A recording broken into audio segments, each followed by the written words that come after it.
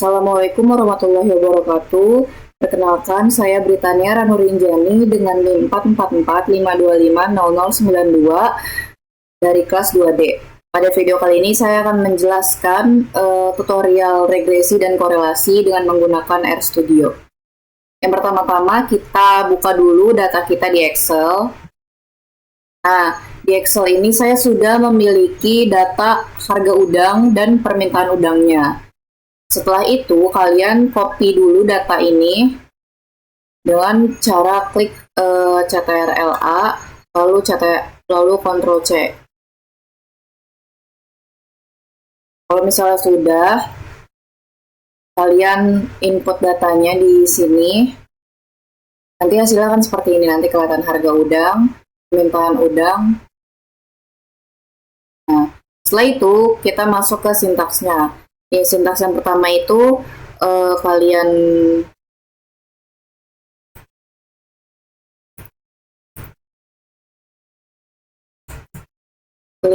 ketik regresi dan korelasi. Nah, sintaks yang pertama ini fungsinya tuh untuk judul ya. Lalu kalian klik enter sampai yang ketiga. Kalian ketik data penjualan sampai muncul data penjualan kita yang udah diinput.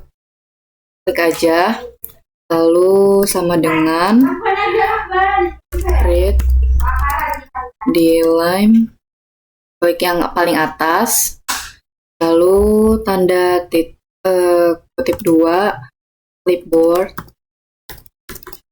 Nah, data penjualan ini itu adalah data kita, dan read the line ini adalah fungsinya untuk membaca data Excel yang kita copy tadi.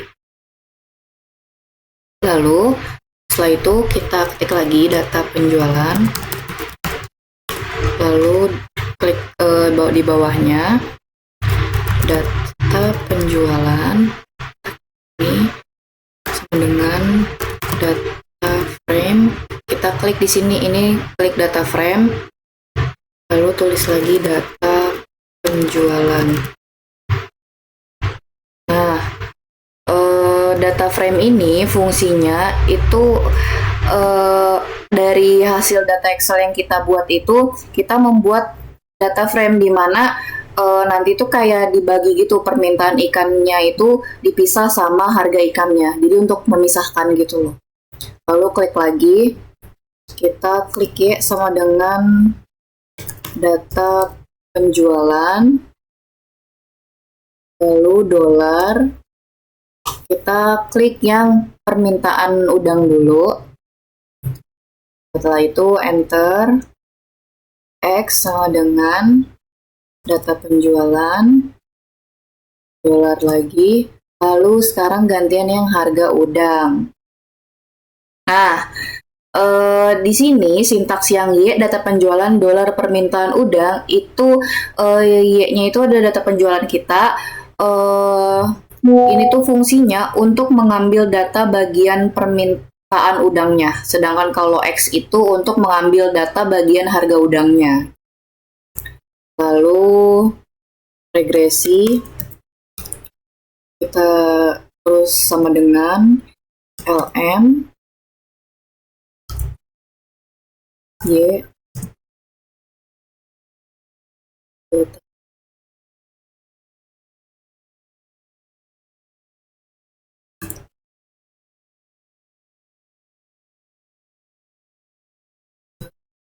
X, lalu di bawahnya regresi. Nah, regresi LMYX ini itu Y ini untuk mempengaruhi X, yang dimana permintaan ikan itu permintaan udang itu mempengaruhi harga udangnya gitu. Fungsinya untuk itu. Lalu kita sendiri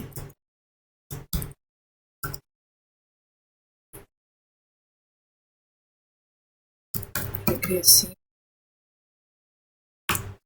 terus lalu klik plot x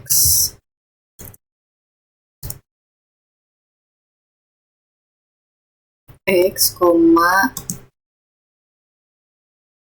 y, slab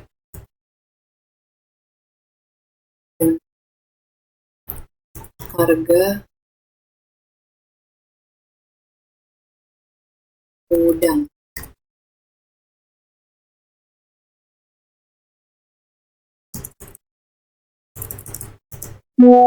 Kita kutip 2 dulu.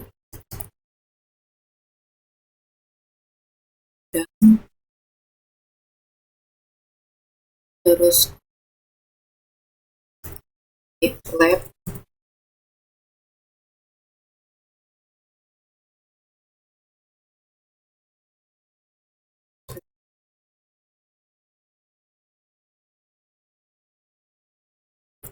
permintaan udang.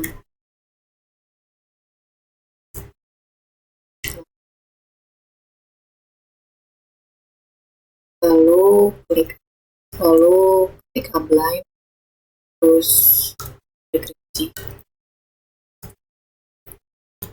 Lalu di bawahnya for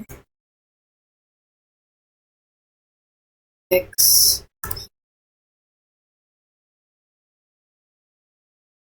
sintaksnya itu seperti ini.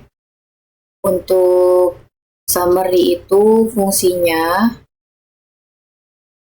untuk membaca data yang mau diregresi dan untuk memastikan apakah datanya ini tuh sesuai atau tidak. Lalu untuk plot x, y, xlab ini untuk memberikan keterangan, misalnya x ini tuh bagian harga udang, terus y-nya itu bagian permintaan udang. Nah, upline regresi ini fungsinya untuk membuat garis di bagian regresinya. Lalu untuk core X, Y itu untuk menilai dari hasil korelasi apakah X ini mempengaruhi Y. Jadi apakah harga udang ini mempengaruhi permintaan udangnya. Begitupun sebaliknya. Dan ini hasil sintaksnya. Lalu setelah itu run. Nah, hasilnya itu seperti ini. Di sebelah sini itu ada grafik. Lalu saya akan menjelaskan hasil dari sintaks-sintaksnya. Pertama itu ada koefisien intercept 181,644, terus X-nya itu minus 0,000913, yang dimana Y itu adalah permintaan udang dan X itu adalah harga udangnya. Jadi setiap harga udang naik itu permintaan udang tuh akan turun. Nah, di sini koefisien X itu minus 0,000913, yang berarti hubungan harga dan permintaan itu berlawanan arah. Jadi setiap harga naik 1 rupiah, maka permintaan tuh turun sekitar 0,000913 kilo gitu. Terus jadi itu semakin mahal harga udang, permintaannya itu semakin turun. Semakin murah harga udangnya, permintaan akan semakin naik. Lalu di sini ada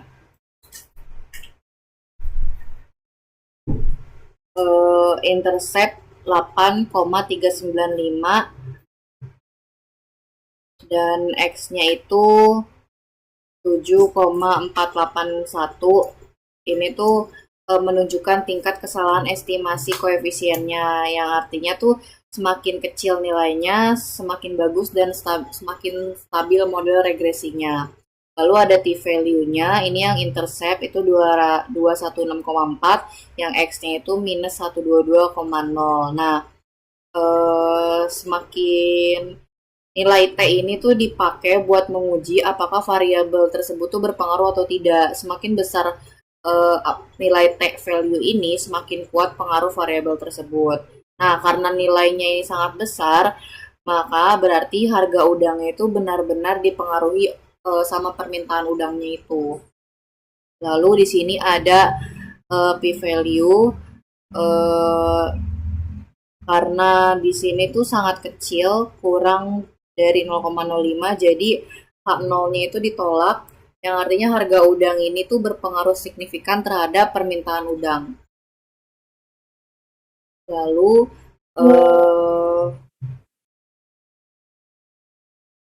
di sini ada residual standard error 1,909 on 48 degrees of freedom, yang artinya tuh prediksi permintaan itu meleset sekitar 1,9 kg. Lalu di sini tuh ada multiple R square. Di sini ada 0,9968 yang artinya tuh 99,68% perubahan permintaan udang itu dapat dijelaskan oleh harga udangnya.